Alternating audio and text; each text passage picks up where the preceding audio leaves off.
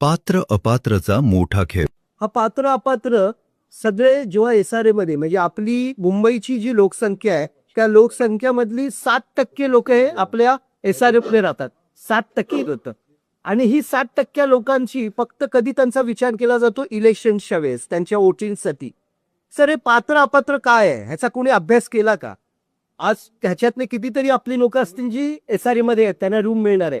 Sir या पात्र अपात्र हा सगळ्यात तयार केलेला एक पिक्चर आहे. आमचे भानुशाली साहेब डायरेक्टर आहेत. तशीच एक तयार केलेला जातो एक डेव्हलपमेंटसाठी एक जेव्हा प्रोजेक्ट येतं तो एक तयार केला जातो पिक्चर आणि त्याच्यात किती जणांना पात्र करायचं किती जणांना अपात्र करायचं हे आधीच ठरलं जातं. आता पेपर्स काय पात्र म्हणजे काय? तुम्ही जर तिथे राहताय सर माणसाला पात्र नाही करायचंय त्या स्ट्रक्चरला पात्र करायचंय.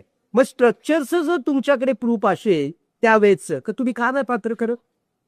तुम्ही तो स्ट्रक्चरचा जो रूम देणार आहे त्या मॅडम बोलल्याप्रमाणे त्या स्ट्रक्चरचा जो रूम मिळतो तर त्या रूमचा FSI बिल्डरला मिळतोय ना.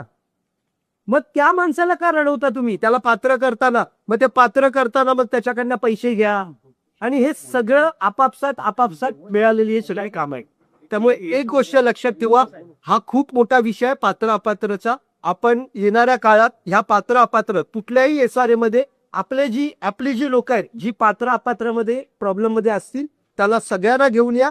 तुमच्या मार्फत तुम्ही आव्हान करा आणि त्या सगळ्यांना गरिबांना आपण घर देणार. वाटलं तर त्या SRAच्या BKC मध्ये जे SRA ऑफिस आहे तुम्ही त्या SRA ऑफिस मध्ये कोण कोण गेलं याच्यातलं जातं कोण?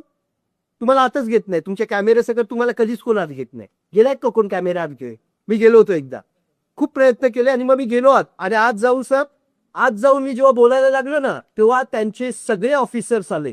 तुम्ही पण प्लीज बेरिंग करा कारण इथे 6 नंतर फक्त बिल्डर्सच रात्री जाऊन बसतात.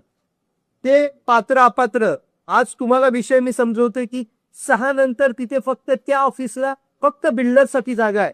तुमच्यासाठी काहीही जागा नाहीये. सर आरगडे साहेब तिथे सकाळपासून संध्याकाळपर्यंत आपले झोपडीदार जातात त्याला हे कळत नाही की कोणाकडे जाऊन बसायचं. 1 नंबरला बसायचं 2 नंबरला का 10 नंबरला. त्यामुळे एक गोष्ट लक्षात ठेवा या सगळ्या गोष्टीचा अभ्यास करून महाराष्ट्र फ्लॅट ओनर असोसिएशन तुम्हाला या सगळ्या गोष्टीमध्ये मदत करतील. बँकिंग असू द्या तुमचं रिडेव्हलपमेंट असू द्या तुमचा SRA असू द्या त्या सगळ्या गोष्टीमध्ये आपण मदत करू. ती थांबते.